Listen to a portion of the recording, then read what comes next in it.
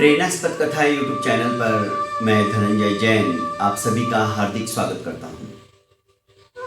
दोस्तों, एक बच्चा, मध्याह्न का समय था, चिलचिलाती हुई धूप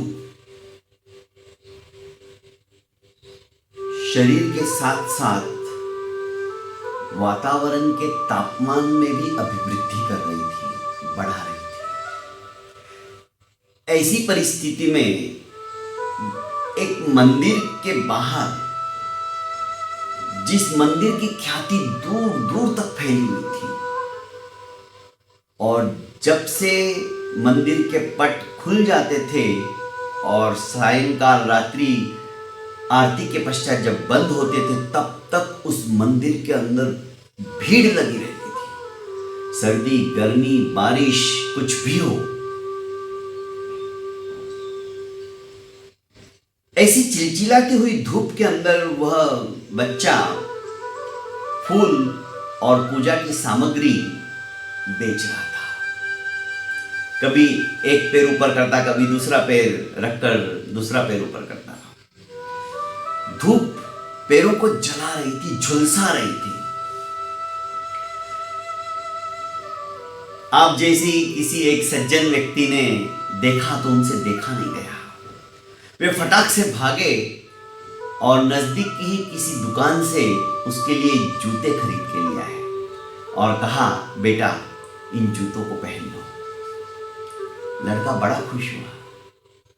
उसने जूते पहने और कहा, अंकल क्या आप भगवान हो? डरते हुए और सहमते हुए उस सज्जन व्यक्ति ने कहा कि नहीं बेटा, मैं भगवान नहीं हूं। लड़के ने कहा, क्योंकि मैंने कल रात ही भगवान से कहा था, प्रार्थना की थी कि हे भगवान, मेरे पैर बहुत जलते हैं, आप मुझे जूते दिला दीजिए, इसलिए मैं कह रहा हूं कि आप भगवान हो क्या? उस व्यक्ति ने कहा कि बेटा, मैं भगवान नहीं हूं।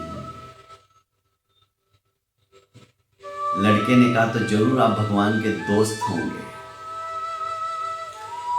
एक विचार सा कौंधा मन के अंदर कि भगवान का दोस्त तो हम आसानी से बन सकते हैं, इस तरह से हर किसी की सेवा करके, इस तरह से हर किसी का दुख थोड़ा सा तो भी दूर करके। क्योंकि दोस्तों, हमारे पास दो ही ऑप्शन है, या तो जो कुछ हमने प्राप्त किया है मेहनत से, पुरुषार्थ से, लगन से, अपनी पुण्यवानी से, या तो अपने हाथों से ही उसे देकर जाओ या फिर छोड़कर चले जाओ। साथ लेकर जाने के लिए कोई ऑप्शन रखा ही नहीं है। छोटी छोटी बातें हैं, पर हमें अपनी जिंदगी के अंदर जो सुख देती है, उस सुख का वर्णन करना मुश्किल है।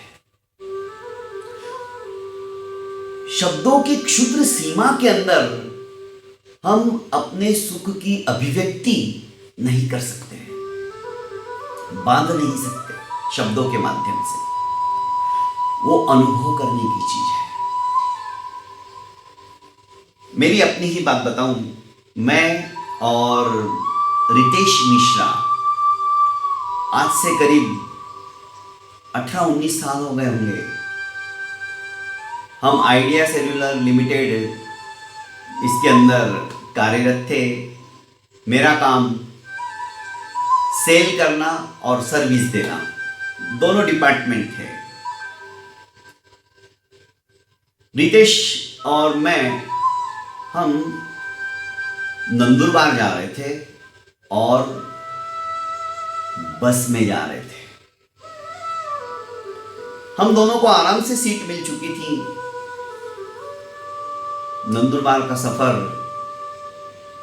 नासिक से थोड़ा लंबा है और अक्सर टारगेट पूरा करने के लिए हमें रूरल एरिया में भी घूमना ही पड़ता था। शाहदा, शिंखेड़ा, दोंडाईचा, धुलिया, शिरपुर, पता नहीं हम कहां कहां घूमते रहते थे। पर कई बार हम अपनी गाड़ी के बजाय बस में जाना भी अच्छा महसूस करते थे। नए नए लोगों से मिलना हो जाता था।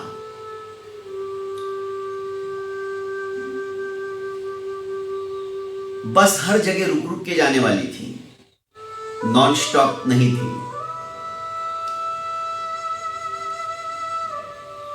जैसे ही कोई स्टॉप आता, बहुत सारी भीड़ अंदर आती और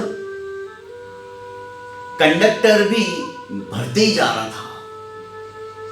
यहां तक कि खड़े रहने की भी जगह नहीं थी। पर हमारी सीट थी, इसलिए हम आराम से बैठे हुए थे। मेरे बिल्कुल सामने ही नजदीक एक बुढ़िया, जिसकी की उम्र होगी 70-72 साल होगी, आई और उस टीन का खंबा सा था, उसे पकड़कर थोड़ी देर तक वो खड़ी रही, पर उससे खड़ा भी नहीं रहा जाता था। आजू बाजू भीड़ थी। वो नीचे बैठ गई, रास्ते में ही जो बीच का स्पेस रहता है वहीं।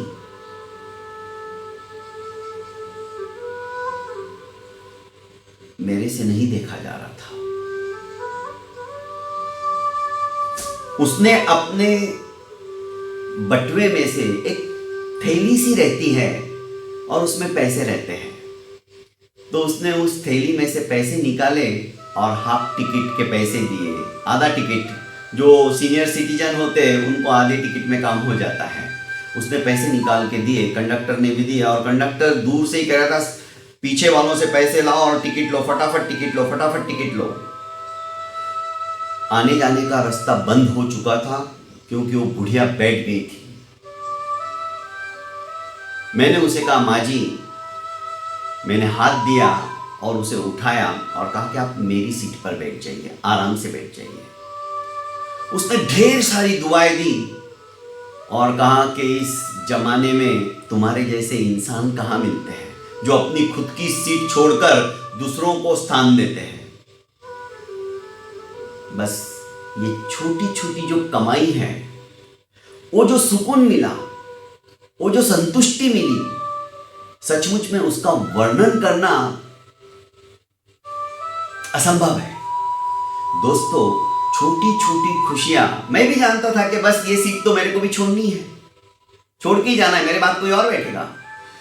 आधा घंटा 1 घंटा मैं और खड़ा रह के निकाल सकता हूं, पर ये वृद्ध लोग ये नहीं निकाल सकते। थोड़ा सा इनको जगह दे दी, स्पेस दे दिया, तो इनके मन से जो दुआएं निकलेगी वो सचमुच में हमारे जीवन के उत्थान के लिए कारगर साबित हो जाएगी। दोस्तों, बस इसी तरह से छोटी छोटी कहानियां सुनने के लिए मेरे इस प्रेरणास्पद कथा यूट्यूब चैनल को आप लाइक कीजिए, सब्सक्राइब कीजिए और ज़्यादा से ज़्यादा शेयर कीजिए। बहुत बहुत धन्यवाद।